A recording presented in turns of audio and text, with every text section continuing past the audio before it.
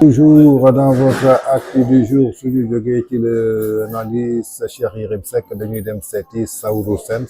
nag ku ko xam mu doonoon nag syndicaliste nekkoon nag ci li nga xamante ni mooy enseignement bi ginnaaw nag bu mu exercer li nga xamante ni maanaam mooy syndicaliste am ba noppi kii di président Macky Sall def ko daal di jël teg ko nag ci wetam pour mu koy conseil jëmale ko daal ci wàllu éducation moom nag moo dellu soit tey pour indiwaat daal li nga xamante ni moo fi xewoon démb li nga xamante ni démb ay complice lañu woon doon ay nit yoo xamante ni ay opportunité lañu ku ci mel ni Dame Mbodj bi nga xamante ni tey jii mooy DG SOGIP yaakaar naa ne su du woon manipulation ak jël intérêt personnel daal di koy jiital yóbbu ko ci wàllu enseignement bi li nga xamante ni tey jii dal na enseignant yi du leen dal nañu déglu ji Saourou Sène dellu soir. Le monde syndical, il faut faire très attention quand on fait certaines déclarations. C'est comme un peu le monde politique. Pourquoi Morco? Mais attention, il y a des responsables syndicaux qui ont en plein exercice de secrétaire général la ñu yegsi au pouvoir daal di bàyyi syndicat bi ak coow li ñu doon wax yëpp pour les enseignants daal di am poste de responsabilité mais ñooñu mun nañu wax ni effectivement dañ doon bubboo jàngalekat yi pour yegsi fu ñu yegsi mais am na ci syndicalistes yoo xam ne dañu def seen mandat en toute objectivité avec les enseignants qui sont dans leur organisation bu ñu paree nag seen responsabilité syndicale la ñu am la liberté mais de militer où ils veulent. Bon l'honorable dafa wax lenn. te ñu moytu ko parce que tooñ dafa baaxul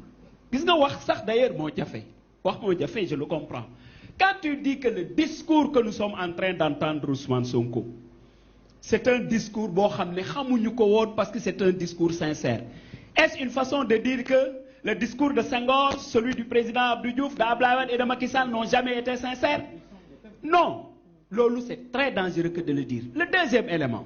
non mais Ousmane Sonko quand même et je le dis, je ne porte pas de gants. Il a le courage de ses idées. Mais la marque déposée de Ousmane Sonko, c'est de dire quelque chose et demain, il dit le contraire. Et de fait, aussi, pour le peuple sénégalais et dans la dynamique de maturité, nous arrêtons politiciens pour des bêtises, nous ne voilà, c'est les politiciens. Dédé, ça c'est lui. Qu'est-ce que la réduction des comptes? Il faut recommander l'égui. Bu ñu nekkee ci campagne électorale bay jël yenn engagement yi devant le peuple sénégalais ñu am le tribunal nag du peuple boo ci yegsee ñu xool est-ce que li nga doon wax en campagne promesse bi nga doon def les engagements que tu prenais est-ce que tu es prêt à les respecter parce que lu ñuy wax ni sur la dette attention pour man waxu caaxaan la et je le redis et je le dis avec force. C'est ça. Le président Wade a dit plus que ça. Le président Wade définit.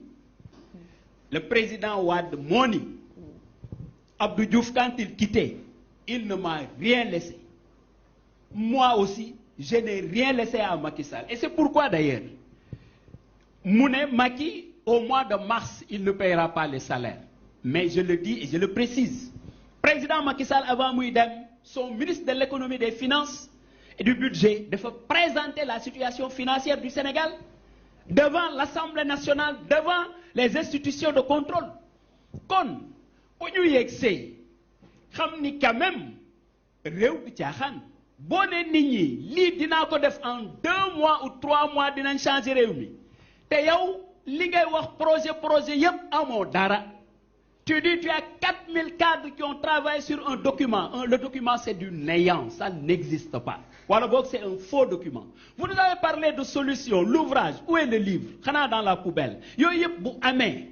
mais ñu am nag le courage taxaw wax leen ni gis nga nag suñu Sénégal dafa am fu mu toll woon foofu mu toll woon nag dañu bëgg mu dépasser foofu yéen nag yéen a wax ba ñu jox leen te attention Ousmane Sonko n'a pas tenu un discours révolutionnaire qui lui a permis l'adhésion des Sénégalais non je le dis ils ont terrorisé les Sénégalais à un moment donné de 2021 à 2024 lan moo xewul fii Sénégal ñuy toj di yàq mais les Sénégalais xamuñu loolu ñu jàmm lañ ñu ne comme lii xew na nañ leen votel jox leen parce que de toute façon et je pèse bien ce que je dis gis nga 2024 keneen ku falu woon ku dul Pastef instant bii nii ñu ngi ci tralala bi rek kenn du liggéey parce que loo def ñu yàqu ko ñu ne léegi nañ leen jox mais bu ñu leen joxee lan leen ci gis xuloo guddi ak bëccëg je termine maintenant par vous dire oui. Entre Ousmane Sonko et Diomaye mais quand même permettez que nous puissions comprendre que lii affaire privée la ñoom ñaar la kenn ci ñun bëggul seen diggante yàqu parce que bi ñuy tabax seen diggante ñun fekke wuñ ko waaye nag li concerne le Sénégal et les Sénégalais le développement de notre pays dañu am droit nag wax ci parce que ñoom ñaar la ñoo ñu waxoon Ousmane mooy Sonko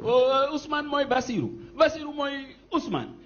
loolu mooy continuer nag ba la fin de leur. kon yaakaar naa ni ñoo ko déggandoo muy kàddu yi nga xamante ni moom l'ancien syndicaliste Saourou Sène xam bu baax a baax lu wàllu éducation xam bu baax a baax lan mooy syndicaliste ci wàllu enseignement xam bu baax a baax ñan ñoo nekkoon ci biir. tey nag su demee ba dellu si ñu gis situation bi nga xamante ni tey jii moo présenté wu ci régime parti Pastef ak ay enseignants kon la principale cause dafa bokk ci tey jii ñi nga xamante ni mooy enseignants yi ñu dagg seen salaire ñoom ci seen bopp ay responsable la ñu ndaxte ay enseignants la ñoo xamante ni tey jii au lieu que ñu utiliser seen xel mais dañoo nangu ñu daal di leen manipuler ba noppi ñoom ñu dem manipuler ñeneen dugal seen xel ñi nga xamante ni tey jii intérêt crypto personnel moo ci nekk ndaxte ko mel ni Dame Mbodj yaakaar naa ni am na ay kàddu yoo xamante ni soo gisoon Dame Mbodj di ko wax démb tey jii nga gis ni ko mu nekk DG Chérif alors que mu nekkoon un jàngalekat je crois que gàcce da nga koy dalam nañu déglu ji yan kàddu la Dame Mbodj doon yëkkati démb bi nga xamante ni moo nekkoon ci opposition bi ci ginnaaw parti Pastef lan moo tax tey jii ñu fayee ko directeur général nañu xooli ndax mérité na ko wala mérité ko nañu déglu ji Dame Mbodj dellu si